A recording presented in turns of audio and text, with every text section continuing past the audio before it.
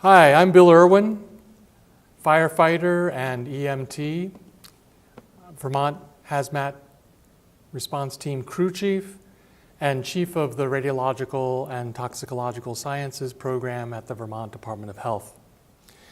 This training video was created by the St. Michael's College Department of Public Safety and St. Michael's Fire and Rescue. It's for first responders involved in chemical, biological, radiological, or nuclear materials, what are called CBRN materials, incidents. This training should help you do your critical tasks even under these unusual conditions. You will not need to take offensive actions. There are specialists, including the Vermont Hazmat Response Team and the 15th Civil Support Team, who will be called out to take actions to more completely stabilize the situation.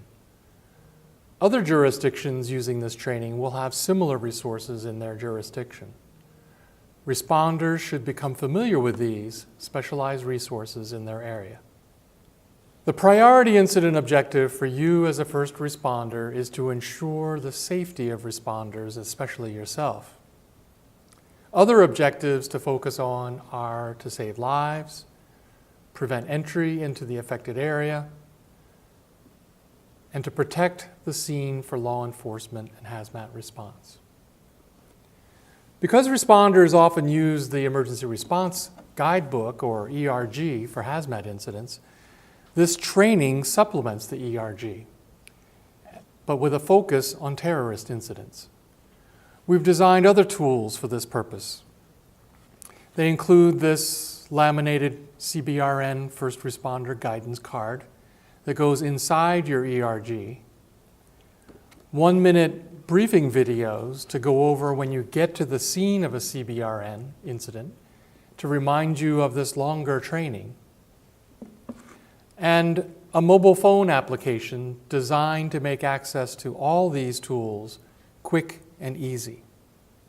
The card or app can be retrieved when you think the situation you're engaged in is a CBRN incident. The card includes simple reminders from this training, and the app helps you identify the CBRN and then get to the best briefing on your phone or other smart device. It also provides more details about tools, so what you need to get done as a first responder is most effective. Now, this training module focuses on biological incidents. There are 2 other brief training videos for chemical and radiological and nuclear incidents. You've all worked with biological agents before. Bloodborne pathogens like hepatitis and HIV, various forms of influenza, and bacteria like E. coli, streptococcus, and staphylococcus. These are all biological agents. What we're focusing on here is a biological agent used specifically for harmful purposes and possibly much more virulent. Things like anthrax, smallpox, botulinum toxin, or ricin. Now, while these may be more acutely hazardous, a lot of the responder protections are the same. So our actions as first responders should seem familiar. Your actions as first responders will be very important. They may save lives. We certainly expect fewer people will get seriously ill because of the steps that you take.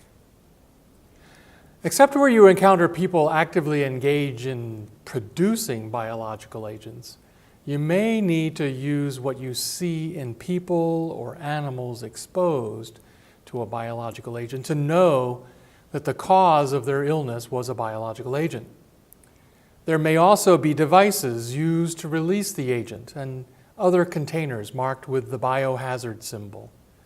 This would be the case for biological agents from hospitals, universities, industrial laboratories, and while being transported, including on couriers like FedEx.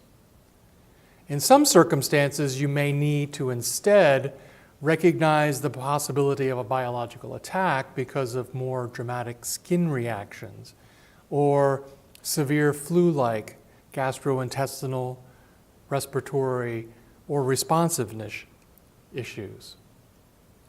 In people there at the scene, you might notice that. Now, the hazmat team and the National Guard Civil Support Team can field test to screen biological agents, but only laboratories like the one at the Vermont Department of Health or at the Centers for Disease Control and Prevention in Atlanta can positively affirm or deny the worst biological agents. Now, as I said, responder protection is your primary objective. As you would for any patient who is very sick from infectious material, you need to protect your lungs and avoid all skin contact.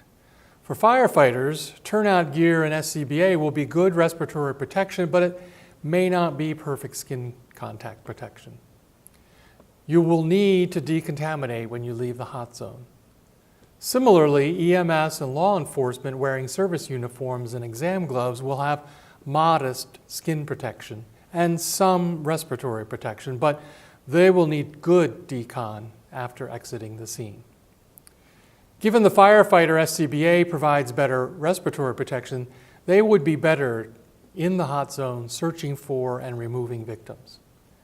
These victims must also be stripped, flushed with water, and wrapped in sheets to prevent cross-contamination. Now, whatever the source, the problem's the same. These materials are infectious by touch or by droplets in the air, and infection could make you very ill. Most illnesses occur within days of exposure, though some in hours. So even those people without symptoms who were exposed to the infectious agent must be isolated from others and obtain medical evaluation, even if they're not showing active signs and symptoms. So let's look at what the ERG can do for us. Well, the ERG, as you know, is for transportation accidents, so it's got limitations when it comes to terrorist incidents. It's still a good place to start. For example, the ERG describes vehicle placards, which look a lot like some container labels, and the different kinds of infectious substances found in regular commerce. For transportation accidents and other relatively small-scale incidents, the ERG guidance for response is quite good. You can look at Guide 158, that's the one to turn to, and it says, inhalation or contact with substances may cause infection. Notify your emergency response partners that can help. Here in Vermont, that's the hazmat team at 800-641-5005, and emergency management. And you can reach both of those through your dispatch if you can't remember the number. Isolate the material for at least 75 feet all around. Stay upwind, uphill, upstream. Keep unauthorized people away. Detain or isolate uninjured persons. And while N95 respirators may be adequate for many agents, SCBA is much better, especially where something very virulent is suspected. A full-body, tear-resistant, splash-resistant Tyvek suit is better than turnout gear, which only provides limited skin protection. Anything taken into the isolation zone must be disinfected. Though a 10% bleach solution disinfects many infectious substances, absolute disinfection may only be validated through more complex technology. Don't touch or walk through spilled material or touch damaged or spilled containers without appropriate protective clothing. Don't scatter material with high-pressure water streams. Ensure that medical personnel know patients who have been exposed to a biological agent, and remove and isolate contaminated clothing, shoes, and gear. Finally, in case of skin contact with that infectious material, flush with copious amounts of water. So here are some additional reminders, especially related to terrorist incidents. Don't disturb abandoned devices. They could detonate. Watch out for secondary devices. Watch your shoes. They might be the most contaminated item and are a source of cross-contamination. Keep track of people. Write down their names, where they were, when, and for how long. Keep track of your physical condition and the condition of others as time passes. Biological agents might be very slow in acting. Take notes about what you saw and when. It could help identify the agent or find the perpetrators. Get inside a cleaner place. Stay inside and prevent entry of biological materials. You should shut windows and turn off ventilation until air outside is verified clean. And then wrap patients in clean sheets or blankets for contamination control. So this training should give you a solid foundation for responding more safely. Because these events are rare, we've created other tools to give you just-in-time reminders when you find yourself confronted with a CBRN emergency. The first is a laminated card that goes in your copy of the ERG. Look at it now and refer to it later if you find a CBRN device or scene. It gives you shortcuts to use the ERG efficiently and critical reminders for your safety while helping others. Another is a 1-minute video to watch while going to the scene or at a briefing at the scene. We'll watch it here in a moment. The last is a mobile phone application to make all these tools available promptly for your use to control the situation more effectively. So let's look at that video now. All right, the indications are there may be a biological agent making these people sick. The victims had serious gastrointestinal effects and skin reactions. The stuff may be infectious and it looks like bioterrorism. We're not going to do anything to risk anyone's life, but there are things we can do to help. Remember your training. Verify, we have dispatch calling the hazmat team, emergency management, and other agencies for mutual aid. Using the ERG Guide 158, let's isolate a 75-foot radius around this whole place. There are no specific signs for infectious substances, so consider the entire isolation zone contaminated. Our incident command post, staging areas, and vehicles must be uphill, upwind, and upstream.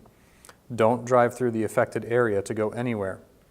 You cannot see or smell the stuff, but if we wear turnout gear and SCBA, we can go in there and search for and remove living victims. We can be safe if we don't breathe the air inside or touch anything with bare skin.